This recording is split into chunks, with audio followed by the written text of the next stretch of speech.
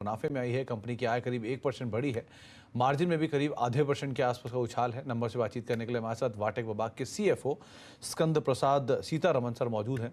Sitharaman sir नमस्कार, स्वागत है कार्यक्रम में। पहले तो नंबर्स के ऊपर, इस क्वार्टर के नंबर्स में मोर लेस नंबर्स से इतनी स्ट्रॉन्ग वाइब्स नहीं है, लेकिन जो कमेंट्री है वो बहुत स्ट्रॉन्ग है, खास तौर से गोइंग फॉरवर्ड आउटलुक को लेके, मार्जिन्स को लेके या बाकी डिटेल्स को लेके। सो अभी के लिए क्या क्वार्टरली, मतलब क्या की हाइलाइट्स रहे इस क्वार्टर के नंबर्स को लेकर, और इस क्वार्टर के साथ ही फाइनेंशियल ईयर एंड हुआ, तो first half of financial year के लिए क्या आउटलुक लेकर चले आप? गुड आफ्टरनून सुमित, और आपकी दर्शकों सबको हमारी शुभकामनाएं। हमारे हिसाब से ये बरस बहुत अच्छी थी, जैसे पिछले 3 बरस रहे। हमारी स्ट्रैटेजी के हिसाब से हमने ग्रो किया है बिजनेस को, प्रॉफिटेबल ग्रोथ किया है। हम थे 7-8% के एबिटा में, आज है हम 13-14% के एबिटा में, 4-5% के पैट में थे, अभी हम 9-10% के पैट रेंज में हैं। हम नेट कैश जनरेट कर रहे हैं। इस बार भी हमने 170 करोड़ करीब हमने फ्री कैश फ्लो जनरेट किया, करीबन 240 करोड़ का नेट कैश पोजीशन दिया है। तो सब पैरामीटर्स पे, आप रोसे ले लीजिए, आप आरओई ले लीजिए, सब पैरामीटर्स पे हमारा बिजनेस अच्छी परफॉर्म की है। हम क्वार्टर कंपनी नहीं है, हमको आपको 2-3 बरस में देखना चाहिए, और पिछले 2-3 बरस में आप देखेंगे तो बिजनेस का काफी ट्रांसफॉर्मेशन हुआ है। हमारा ईपी बिजनेस बढ़ी है, हमारी इंटरनेशनल बिजनेस अभी 50% है, हमारा इंडस्ट्रियल बिजनेस अभी 30% है, और हमारा ऑर्डर बुक भी 40% से ऊपर है। और हमने जो गाइडेंस दिया है या आउटलुक दिया है, ये उसी के कॉन्फिडेंस के हिसाब पे है कि अभी वाटर जो इंपॉर्टेंस गेन कर रही है in the economy, in the government policies, अगले 4-5 बरस और उससे आगे भी हमको लगता है कि this is a business that is going to keep growing, because this is an essential business, और वाटर एक बेसिक ह्यूमन राइट। हमको ये कभी बिजनेस से निकल ही नहीं सकता।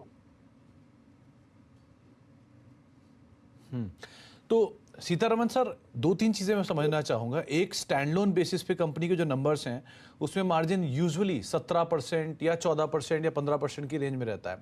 कंसो बेसिस पे यही मार्जिन आ जाता है 12 से 13% के आसपास। सो कौन सा बिजनेस इस मार्जिन को डाइल्यूट कर रहा है? 1, 2, आप गोइंग फॉरवर्ड क्या मार्जिन का पिक्चर लेके चल रहे हो? किस तरह का एक मार्जिन ओवरऑल हम एक्सपेक्ट करके चल सकते हैं कंपनी से कंसो साइड पे? देखिए, हमारा ये स्टैंडअलोन और कंसोल एक रिपोर्टिंग कॉन्सेप्ट है। जहां भी बिजनेस आती है, डिपेंडिंग ऑन जहां हमारा कॉम्पिटेंसी है उसके हिसाब से डिलीवर होती है। आपको कंसोल का बिजनेस लेके चलना पड़ेगा, because that is a cumulation of all our projects. और वहां आप देख रहे हैं हम 13-14% में हैं, और हमने आउटलुक भी दिया 13 से 15%। और ऊपर से आपको देखना है लास्ट 4-5 बरस में हमने क्या किया है। हमने यूरोप में हमारा एक्सपोजर कम कर दिया है। एक स्विस का सब्सिडरी हमने बेच दिया है, एक चेक का सब्सिडरी बेच दिया है, जो बस टॉप लाइन ऐड कर रही थी पर हमको मुनाफा नहीं दे रही थी।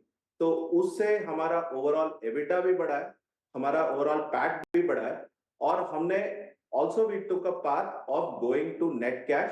वो पिछले 4 बरस में हम नेट कैश रहे हैं, हमारा डेट कंसिस्टेंटली कम हुआ है, हमारा सब वर्किंग कैपिटल डेट है, और वो भी डिपेंडिंग ऑन बिजनेस हम लेते हैं।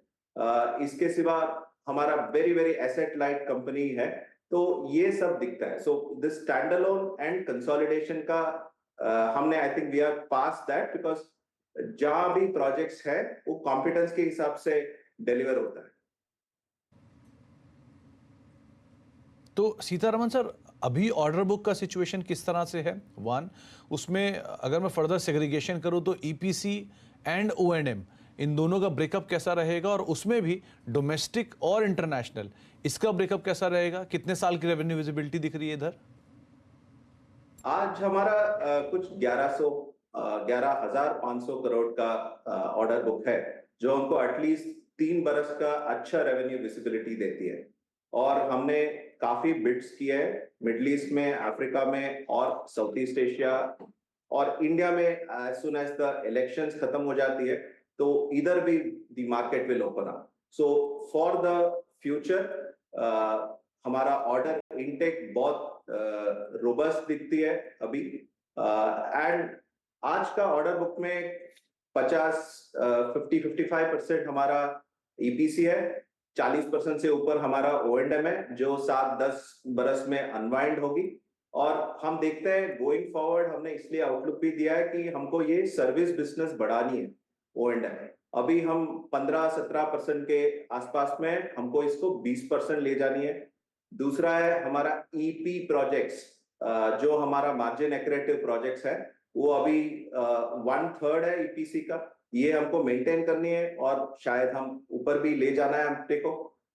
30% का इंडस्ट्रियल करना है, बिकॉज ये सब एडवांस टेक्नोलॉजी प्रोजेक्ट होती है, अच्छा प्रॉफिट होती है, शॉर्ट टाइम में हम कन्वर्ट कर सकते हैं। और हमको 50% से ऊपर इंटरनेशनल प्रोजेक्ट्स करनी है, बिकॉज यहाँ पे पेमेंट सिक्योरिटी अच्छी होती है and there is an appreciation for value rather than only price, जहां हमारा टेक्नोलॉजी भी काफी इस्तेमाल हो जाती है। तो इसके हिसाब से हमने इसलिए गाइड किया कि हम 13-15% का एबिटा, नेट कैश और एसेट लाइट रहेगा। सीतारमन सर, अभी की ऑर्डर बुक 11,000 साढ़े 11,000 करोड़ की आपने मेंशन करी। FY25 के लिए आप क्या आउटलुक लेके चल रहे हो? क्या ऑर्डर बुक वहां पर एक्सपेक्ट कर रहे हैं हम, और कितनी ग्रोथ? मार्जिन तो आपने बोला 13-15% बैंड के अंदर रहेगा, लेकिन ऑर्डर बुक के लिए क्या ग्रोथ हम मान के चलें? अभी ऑर्डर मैंने पहले भी बोला था, ये ऑर्डर इनटेक जो है अभी South East Asia, Middle East and Africa mainly and India is opening up, और हमको 16,000-17,000 के आसपास में we are thinking that the order book और expecting the order book to be by end of FY25। तो काफी ग्रोथ हम देख रहे हैं because of the opportunity that is there in the market.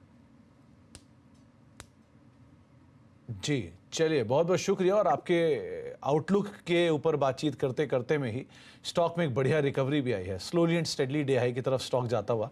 बहुत बहुत शुभकामनाएं सर, एक अच्छे आउटलुक को लेकर जो आप दे रहे हैं और नंबर्स पे बातचीत करने के लिए। स्टॉक में एक बढ़िया रिकवरी, दिन के ऊपरी स्तरों की तरफ वापस स्टॉक जाता हुआ, करीब करीब 2% के आसपास का अभी भी डिक्लाइन है, लेकिन एक अच्छी रिकवरी निचले स्तरों से स्टॉक ने जरूर दिखाई है। 919 के लोज के बाद अब 980 के आसपास स्टॉक सो फार ट्रेड करता हुआ दिखाई पड़ रहा है। एक ब्रेक का वक्त है, ब्रेक के बाद लौटेंगे, कुछ और अहम खबरें हैं उन पर बातचीत करेंगे, कुछ स्टॉक्स हैं उन पर भी चर्चा होगी। छोटे से ब्रेक के उस तरफ।